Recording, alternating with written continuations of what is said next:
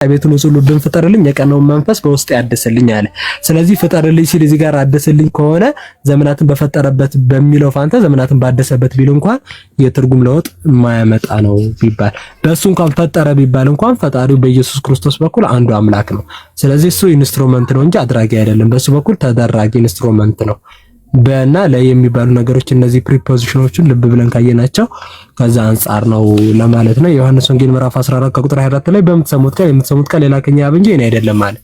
ዮሐንስ ወንጌል ምዕራፍ 14 ከቁጥር 10 ላይ በተመሳሳይ እኔ የምነግራችሁ ቃል ከራሴ ያልናገረው ነገር ግን በእኔ የሚኖር አብ እርሱ ስራውን ይሰራል አለ። ዮሐንስ ወንጌል ምዕራፍ 12 ከቁጥር 49 ላይ በተመሳሳይ እኔ ከራሴ ያልተናገርኩም ነገር ግን የላከኝ አብ እርሱ የሚለውና የምናገረውን ትእዛዝ ሰጠኝ አለ። ስለዚህ እንደዚህ ያለ ብዙ ጥቅሶችን መጥቀስ ይቻላል። ጀስት እስቲ ካሉ እንትን እንላለን ኢንሻአላህ። ካላችሁ ወገኖች ግቡና እናወራለን። የልቤም ስላለ ነው አይ ቲንክ ጀስት ሃይላይቱን እንትን ያልኩትና ግልጽ የሆነ ጥቅስ ነው። ያው ጀስት አዮናስ የሚለው ነገር 5 አይነት ቨርዥኖችን መጥቀስ ይቻላል። ዘመናትን ባደረገ በፈጠረበት ቢሉ እንኳን ችግር የለው። ፈጣሪው አንዱ አምላክ ነው። በሱ በኩል ደግሞ የፈጠረው የሚያደርገው ገባሪ ሁሉ አንዱ አምላክ የተባለው ነው ማለት ነው። ሶ ከዚህ አንፃር ነው ራሱ ምንረዳና ዕብራውያን 1:8 ሲጀመር ለኢየሱስ አይደለም እና እስቲ ይሄ ደብል ፕሮፌሲ እያሉ መጨማመር ብዙ ጊዜ የተለመደ ነገር ነው። ለእስራኤል የተነገረው ነገር ለጂሰስ ክራይስት ነው ምናምን እንደዚህ የታወቀ ነገር ነው። ሰው ከዚህ አንፃር ያው ኮንቴክስቹዋል፣ ቴክስቹዋል፣ ሊንግዊስቲካል፣ ግራማቲካል አፕሮች ካየናቸው ብዙ የሚያስኬዱ እንትኖች አይኖሩምና ኢንሻአላህ እስቲ እናወራበታለን።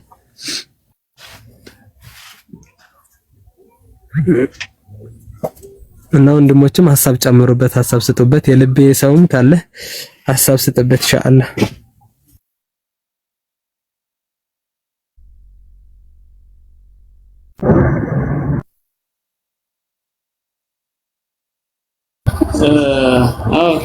ኡስታዝ እስቲ አንደኛ ቆሮንቶስ ምዕራፍ 8 ቁጥር 4 እና 6 እስቲ እሱ ላይ ብትሄድበት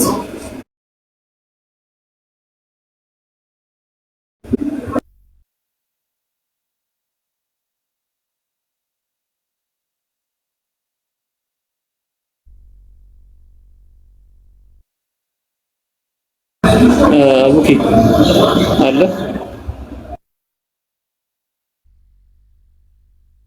ለአንደኛ ቆሮንቶስ ምዕራፍ 8 ከቁጥር 4 ነው ያልከኝ? 4 5 6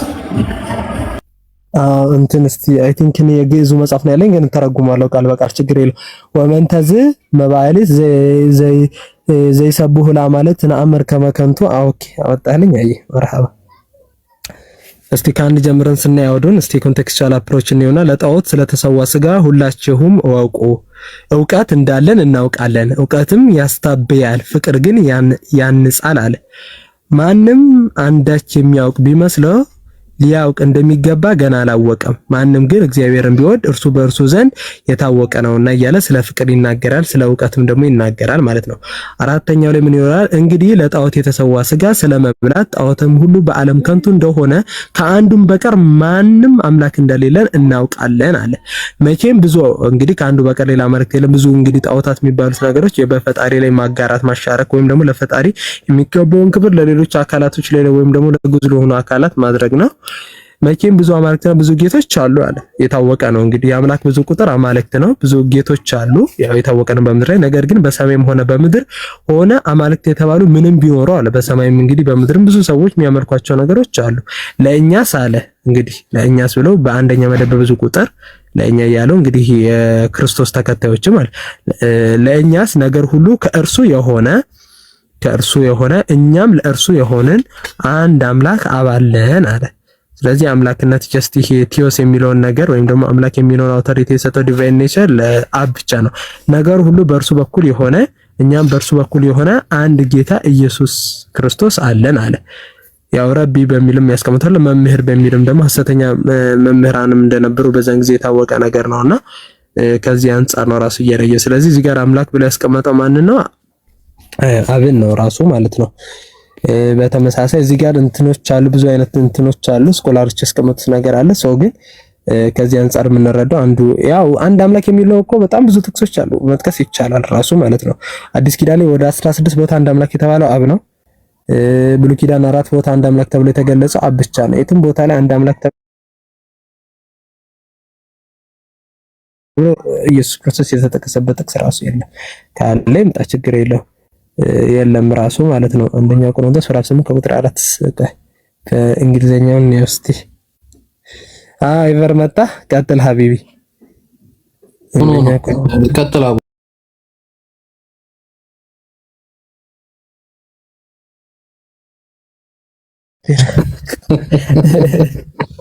ችግር የለም።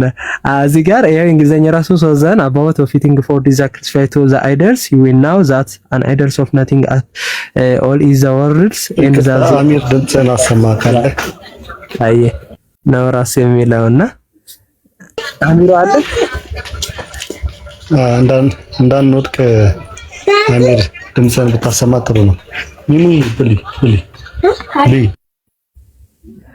እንግዲህ እዚህ ጋር እንትኖች እንግዲህ አንድ አምላክ የተባለው እዚህ ጋር ራሱ ማለት ነው ክሮስ ሪፈረንስ ላይ ያስቀመጠው ምን ለምሳሌ ዲተርሚኔ 6:4 ላይ ሂር ኦፍ እስራኤል ዘ ሎርድ አወር ጋድ ኢዝ ዘ ሎርድ ኢዝ ዋን የሚለውን ነገር ራሱ ጀስት ስፔሲፊክ አድርጎ አስቀምጧል። ኢሳይያስ 44 ከቁጥር 6 ላይም ደግሞ ዘ ሴ ኦፍ ዘ ሎርድ ዘ ኪንግ ኦፍ ዘ ሪሜምበር ኦፍ ዘ እስራኤል ኢዝ ዘ ሎርድ ኦፍ ዘ ሆስት አይ አም ዘ ፈርስት ኤንድ አይ አም ዘ ላስት ዜር ኢዝ ኖት ጋድ በት ሚ እኔ የመጨረሻ ፊተኛው ነኝ እኔ ኋለኛው አነ ቀዳማዊ ኦቱ አነ ዳህራዊ እኔ ፊተኛው ነኝ እኔ ኋለኛው ነኝ አነ ቀጥሎ ሐዩ የሚለውን ነገር ኢሳይያስ 44 ከቁጥር 6 ላይ ሪፈረንስ ከተፈለገ ራሱ ስራ መጥቀስ ራሱ ይቻላል። ባይ ዘ ዌይ ኢሳይያስ ላይ ስለ አንድ አምላክ በጣም የሚያስተምር ቨርስ ነው ራሱ ኢሳይያስ 55 ከቁጥር 5 እስከ 6 ራሱ በተመሳሳይ በምታዩበት ጊዜ አይ አም ዘ ሎርድ ኢን ዜር ኢዝ ኖት አዘር ከኔ ሌላ አምላክ እንደሌለ ኢዝ ኖት ጋድ በት ሚ ከኔ ሌላ አምላክ የለም እያለ ይናገራል ማለት ነው።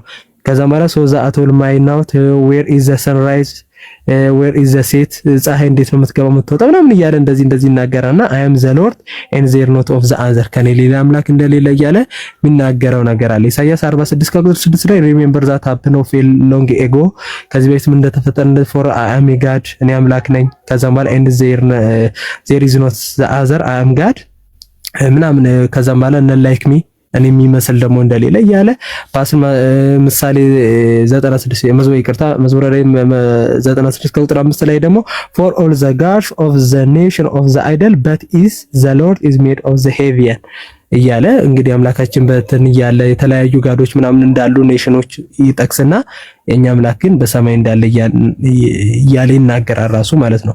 በተመሳሳይ መዝሙረ ላይ ምዕራፍ